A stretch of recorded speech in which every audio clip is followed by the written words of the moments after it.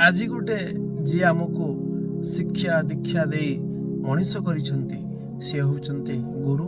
तांको ऊपर गोटे भल कथाटे जथा होई गुरु निंदा तथा न जाइब गुरु निंदुकर कबु न हारिब। जोठारे गुरुंको विषय रे तांको एगेंस्ट रे कोनोसी आलोचना होउथाय, तांको विरुद्ध रे कोनोसी आलोचना होउथाय, से जगह रे कोनोसी को शब्दर भाग नबा अपेक्षा से जगह को भी जीवा उचित नुहे। काहेकि ना गुरुंकर आशीर्वाद रे आमे भल मनीष रु आहुरी अधिक भल मनीष हेइथाउ। गुरु जदि कोनोसी कथा बा तांको कथा द्वारा जदि किछि हमको खराब आसे तो सेटा हुए तो आम प्रति पड़ी जाई पारे, किंतु सदा सर्वदा आमे गुरु को प्रेम करबा दरकार एवं तांको भल पाइबा दरकार एवं तांको सम्मान करबा दरकार, काहेकि ना गुरु ही श्रेष्ठ। नमस्कार।